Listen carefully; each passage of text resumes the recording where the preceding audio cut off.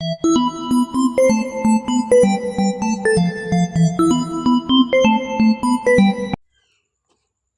दोस्तों, welcome back to my channel. और हम आज क्लास 11th का चैप्टर नंबर 9 लेके आए हैं, जो है संविधान एक जीवन दस्तावेज है। ठीक है, तो हम ये बहुत इजी चैप्टर है। ठीक है, तो इसमें हम ज़्यादा कुछ पढ़ने वाले नहीं है, बस यही जानने वाले कि संविधान जीवन दस्तावेज कैसे है। ठीक है, तो हम यही जानेंगे। आपने चैप्टर नंबर 1 में संविधान के बारे में बहुत सारी जानकारी पढ़ी होगी। ठीक है, उसके बाद हमने बहुत आगे उसके बारे में क्या क्या थी, क्या क्या नहीं थे, वो सारी जानकारी हमने चैप्टर नंबर 1 में जान ली है। लेकिन इसके बाद अब हम ये जानेंगे कि वो एक जीवन दस्तावेज कैसे है। ठीक है, तो जीवन दस्तावेज से लेकर 5 नंबर का क्वेश्चन में बार बार पूछा जाता है कि संविधान एक जीवन दस्तावेज कैसे है। ठीक है, तो बिना टाइम जाए कर हम चैप्टर को शुरू करते हैं। लेकिन मैं आपसे गुजारिश करना चाहूँगी, अगर आप मेरे चैनल पर नए आए हैं तो प्लीज़ सब्सक्राइब कर लें और मेरी वीडियो को लाइक करना ना भूलें, इसे ज़्यादा से ज़्यादा शेयर करें। ठीक है, चलिए आगे बढ़ते हैं। देखिए, इसमें कहा गया है कि संविधान एक संविधान एक अपरिवर्तनीय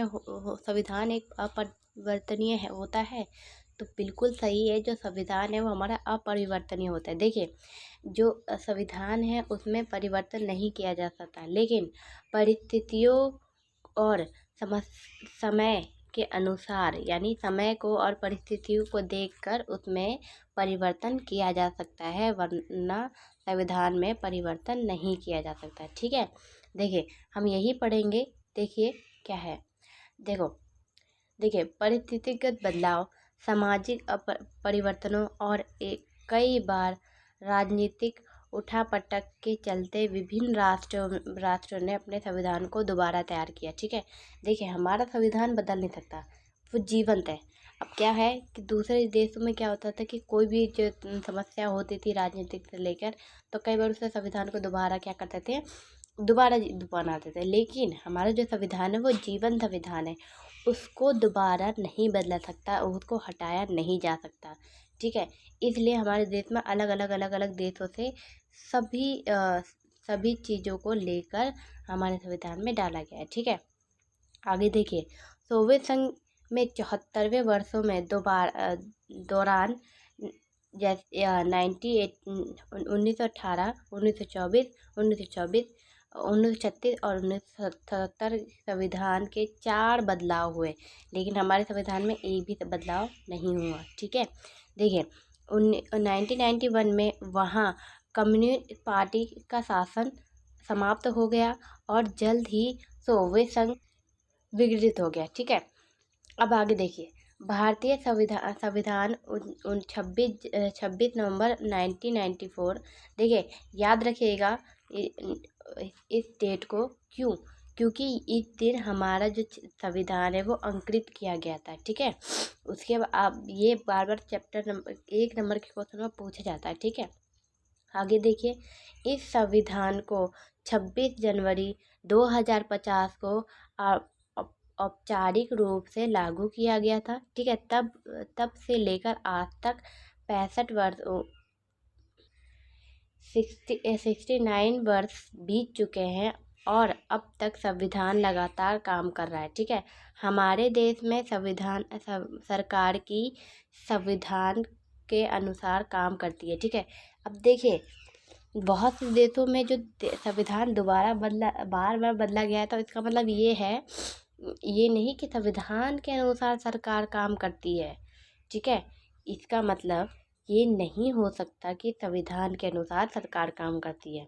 इसका मतलब ये हुआ कि सरकार के अनुसार संविधान काम करता है।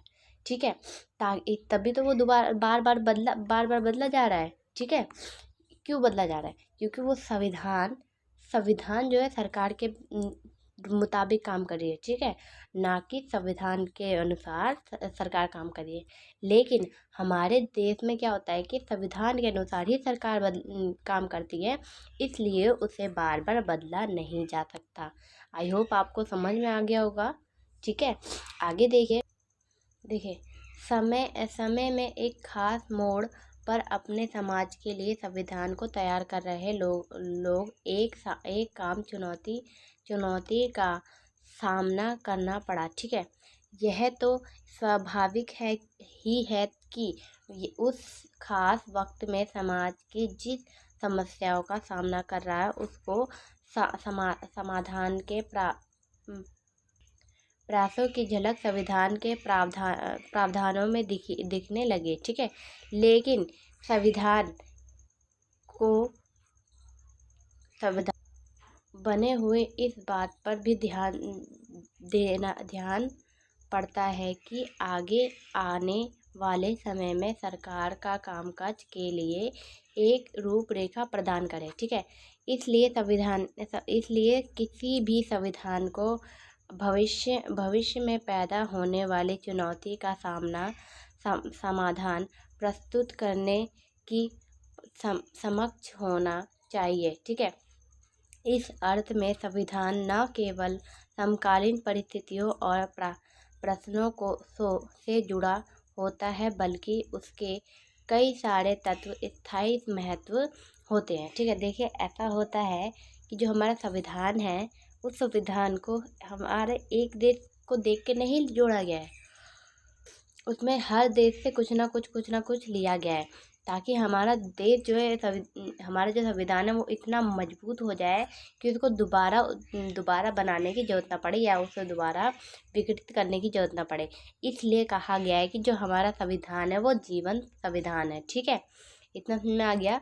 आगे चलिए, आगे जानेंगे कि देखो संशोधन की प्रक्रिया कैसी होती है। ठीक है, संशोधन की प्रक्रिया 3 प्रकार से होती है। देखिए, पहला जो है संसद के सामान्य बहुमत मिलनी चाहिए। ठीक है, उसके बाद जो बोला जाता है कि वो है संसद के दोनों सदन के अलग अलग विशेष बहुमत के आधार पर क्या हो सकता है, संशोधन हो सकता है। तीसरा है विशेष बहुमत प्लस राज्यों की आधी बहुमत।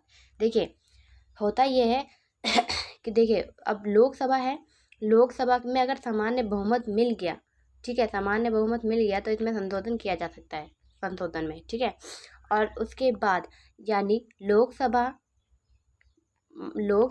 और राज्यसभा।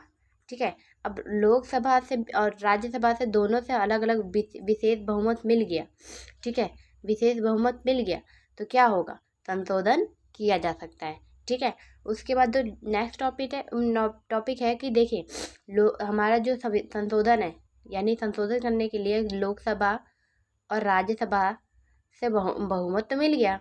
उसके बाद जो हमारे 29 राज्य हैं उनसे कौन सहमति लेगा, तो उनसे भी सहमति लेना जरूरी है। यानी आधे राज्य यानी 29 राज्य है, उनमें से 16 राज्यों या 15 राज्यों ने भी सहमति दे दी तो क्या होगा, उसमें संविधान में संशोधन हो जाएगा। आई होप आपको समझ में आ गया होगा ये तीनों प्रक्रिया। पहला संसद से सामान्य बहुमत यानी, और दूसरा संशोधन लोकसभा राज्यसभा दोनों से ही बहुमत मिलना चाहिए। अब विशेष बहुमत, अब देखिए विशेष बहुमत लोकसभा राज्यसभा से ले लिया, उसके बाद क्या करेंगे, जो 29 राज्य हैं उनसे भी क्या करेंगे, सहमति लेंगे। मान लो अगर पूरे 29 राज्यों ने सहमति नहीं दी, लेकिन अगर 15 या 16 राज्यों ने सहमति दे दी तो संशोधन हो जाएगा। ठीक है, इतना समझ में आ गया। आगे चलिए, आगे देखते हैं हम। देखिए विशेष बहुमत क्या होता है। विशेष बहुमत कितने जो लोगों को ये पता ही नहीं होगा कि विशेष बहुमत क्या होता है। तो देखिए इसमें जानते विशेष बहुमत क्या होता है। चुनाव, कार्यपालिका और न्यायपालिका संबंधित अध्यायों में हम उन प्रावधानों का अध्ययन कर चुके हैं। यानी हमने चुनाव चैप्टर नंबर 3 पढ़ा था, चैप्टर नंबर 4 कार्यपालिका पढ़ा था, न्यायपालिका चैप्टर नंबर 5 पढ़ चुके हैं। ठीक है, जिसमें संशोधन करने के विशेष बहुमत की आवश्यकता होती है। एक बार पुनः याद करने की विशेष बहुमत क्या है। ठीक है, सामान्य विधायिका में किसी प्रस्ताव या विधेयक को पारित करने के लिए संसद का उपस्थिति सदस्यों का साधारण बहुमत आवश्यक है। ठीक है, यानी कोई भी कानून पास करने के लिए संसद के सदस्यों के साधारण बहुमत लेना आवश्यक है, चाहे वो संशोधन हो चाहे वो कोई भी कानून हो। ठीक है, आगे देखिए। नाइन संसद के 245 सदस्य हैं। ठीक है, सदस्य उपलब्ध है। यह सभी सदस्यों में विधेयक पर मतदान करते हैं। ठीक है, अगर सदस्यों में कम से कम 124 सदस्य विधेयक पर पक्ष मतदान करते हैं तो विधेयक पारित हो जाएगा। ठीक है, मैंने अभी यही बताया आपको कि अगर आधे लोगों ने भी अगर सहमति दे दी तो क्या होगा, वो कानून बन जाएगा या संविधान में संशोधन हो जाएगा। ठीक है, आई होप आपको समझ में आ गया होगा। आगे देखिए, लेकिन संशोधन विधेयक पर यह बात लागू नहीं होती। संविधान में संशोधन पर करने के लिए दो प्रकार के विशेष बहुमत की आवश्यकता होती है। ठीक है, हमने क्या जाना, राज्यों में आधा बहुमत चाहिए होगा, फिर विशेष बहुमत चाहिए होगा, दोनों सदन की चाहिए होगा। ठीक है, जब जाके संशोधन पास होगा। ठीक है, इतना समझ में आ गया। क्योंकि संविधान बहुत लचीला है। ठीक है, उसको जल्दी से यानी बदलना नामुमकिन है, क्योंकि पहले ही बता दिया गया कि संविधान हमारा जीवन था, उसमें अपरिवर्तनीय परिवर्तनीय माना गया है। लेकिन जब ज़्यादा समस्या हो जाती है या कोई समस्या उत्पन्न हो जाती है, समय को देखकर क्या किया जा सकता है, संशोधन किया जा सकता है। आई होप आपको समझ में आ गया होगा। आगे देखिए, अगर राज्य के परामर्श देखिए, आगे जो है नेक्स्ट हमारा है वो राज्य के अनुमोदन है। ठीक है, तो राज्य का अनुमोदन का मतलब क्या है, राज्य यानी कि केंद्र के साथ साथ राज्य का भी सहमति होनी चाहिए। ठीक है, जब शक्तियों का वितरण होता है तो शक्तियाँ किसके पास है, केंद्र के पास ज़्यादा है।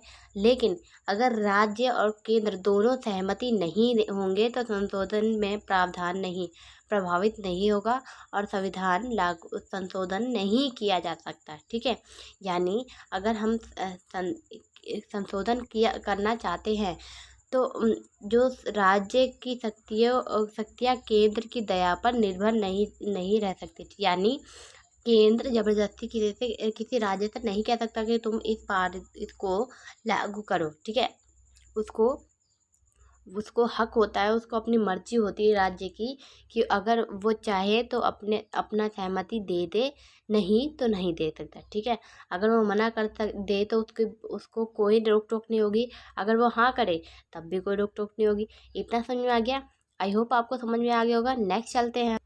देखिए, संविधान में इतने संशोधन क्यों।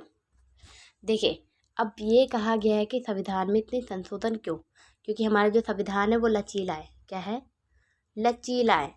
तो अब देखिए, इसमें ये भी है कि हम राज्यों की सिर्फ राज्य की बात नहीं लेते, हम राज्य की बात नहीं लेते, यानी राजनीतिक समस्या को नहीं लेते, हम जनता की समस्या को भी देखते हैं।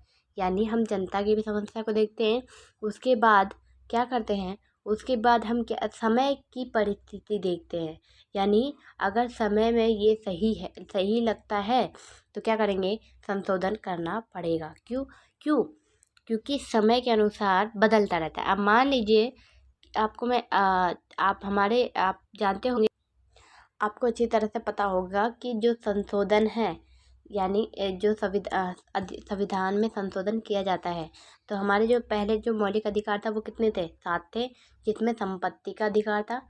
ठीक है, संपत्ति का अधिकार था। ठीक है, उसके बाद क्या हुआ कि संपत्ति के अधिकार पे एक बार विवाद हो गया। क्या हुआ कि पूरे देश में एक बार अकाल पड़ गया था। ठीक है, अब किसानों के पास क्या होता था, ज़मीनें बहुत होती थी। ठीक है, अब सरकार क्या करती थी कि सरकार चाहती थी कि वो उनसे वो कम रेट में अनाज खरीदे। तो अब जब कम रेट में अनाज खरीदेंगे तो क्या करेंगे, किसान को घाटा हो जाएगा। ठीक है, किसान को घाटा हो जाएगा तो वो कैसे अपनी ज़िंदगी पालेंगे। फिर क्या हुआ कि सरकार ने सोचा कि वो उनकी कुछ ज़मीनें सबसे ले लेंगे। ठीक है, मांग लेंगे और ख़रीद लेंगे, ताकि जिससे क्या होगा कि वो वहाँ पर अनाज उगाएंगे और जनता को बेचेंगे। अब क्या हुआ, किसानों ने क्या किया, किसानों ने कोर्ट में अपील कर दी किसानों ने कोर्ट में अपील कर दी। क्यों? क्योंकि उनको संपत्ति का अधिकार दिया गया था कि उन पे संपत्ति का अधिकार हो। अब इसमें क्या हुआ कि सरकार भी अपनी जगह पे सही थी और किसान भी अपनी जगह पे सही थे। ठीक है, तब से क्या हुआ कि संपत्ति का अधिकार मौलिक अधिकार में से हटा दिए गए। ये जो 7वां अधिकार है वो हटा दिया गया। ठीक है, तो ऐसी परिस्थिति कई बार बन चुकी है जिससे संशोधन करना आवश्यक हो गया। ठीक है, इतना समझ में आ गया। आगे देखिए, 26 जनवरी 2019 में हमारे संविधान में लागू हुए 69वें संशोधन हो गए। ठीक है, 12 जनवरी 2019 में अब तक इसमें 103 संशोधन किए जा चुके हैं। ठीक है, संविधान में प्रक्रिया में कठोरता से को देखते हुए संशोधन को यह संख्या काफ़ी बड़ी मानी जाएगी। ठीक है, ये बात है कि अब देखिए संशोधन करना तो ज़रूरी है।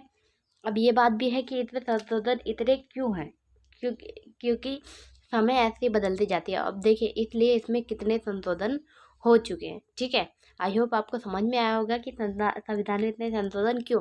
समय और राजनीतिक उठापटक में कभी कभी संशोधन किए जाते हैं। कभी कभी क्या, इसमें बहुत सारे संशोधन हो चुके हैं ताकि हमारा जो संविधान है वो जीवंत रहे। ठीक है, अगर मान लो कि हम अपने संविधान में परिवर्तन ना करें तो उनको क्या करेंगे, उसको हटा देंगे, फिर जाकर दोबारा संशोधन बनाएंगे और क्या पता उसमें सरकार राजनीतिक अपनी मनमानी करे। इसलिए क्या करते हैं कि संशोधन में परिवर्तन होना जरूरी है। आई होप आपको समझ में आ गया होगा।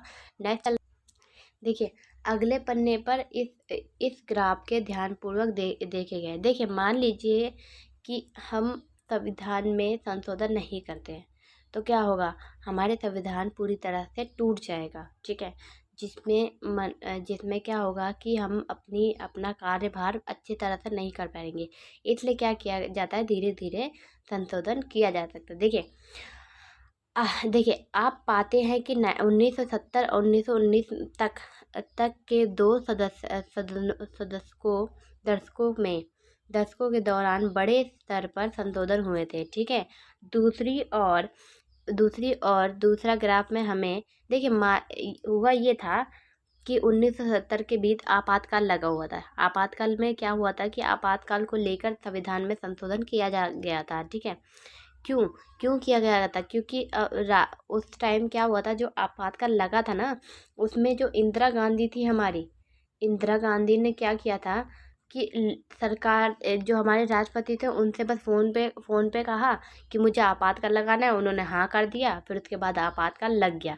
लेकिन फिर संविधान में ये संशोधन हुआ कि जो आपातकाल लगेगा तो उसमें राष्ट्रपति की लिखित मांग होगी, यानी लिखित रूप से वो देगा तब जाके आपातकाल होगा। ठीक है, दूसरी बात कि उसमें ये भी बताया गया था कि आपातकाल इस तरह से नहीं लगेगा, आपातकाल इस तरह से नहीं लगेगा, यानी देखिए जब इस अंदरूनी गड़बड़ी, उस टाइम उन्होंने यही कहा था कि अंदरूनी गड़बड़ी है, लेकिन जब सच में अंदरूनी गड़बड़ी देखा जाएगा या फिर वित्तीय समस्या देखा जाएगा तब जाके आपातकाल लगेगा। ठीक है, आपको इतना समझ में आ गया। आगे चलिए, देखिए आगे जो है संविधान के विषय वस्तु है।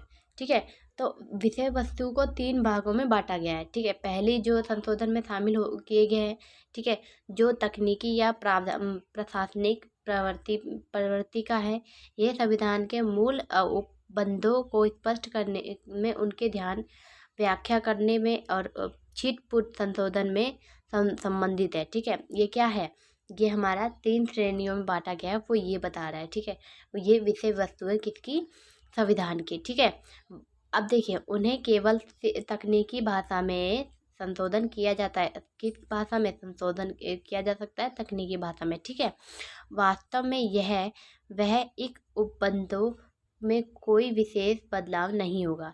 अब मान लीजिए कि अब जब हमारी तकनीकी रूप से जब संशोधन होता है तो वो सिर्फ तकनीकी भाषा में होगा और कहीं नहीं होगा। ठीक है, आगे देखिए, ये है हमारा विषय वस्तु का मतलब ये होता है कि क्या क्या वस्तु हो सकती है, क्या क्या विषय हो सकते हैं जिससे हमारे संविधान में बदलाव हो या संविधान को और लचीला बनाया जाए। ठीक है, तो ये हमारा आपको आई होप समझ में आया होगा। और मिलती हूँ आपसे अगले वीडियो में। अगर आपको ये वीडियो कुछ भी इस वीडियो में समझ में ना आया तो प्लीज़ मुझे कमेंट करके बता दें। उसके बाद आपको मैं कुछ दिन में नोट प्रोवाइड कर दूँगी, ठीक है। अगर आपको कोई भी समस्या हो क्या, या आपकी कोई भी दिक्कत हो तो आप मुझे कमेंट कर सकते हैं, ठीक है। और आपसे गुजारिश है कि अगर आप मेरे चैनल पर नए हैं तो प्लीज़ सब्सक्राइब कर दें, ठीक है। और बेल आइकन को भी दबा दें और ज़्यादा से ज़्यादा इसको शेयर करें, ठीक है। लाइक करना ना भूलें। मिलती हूँ आपसे अगली वीडियो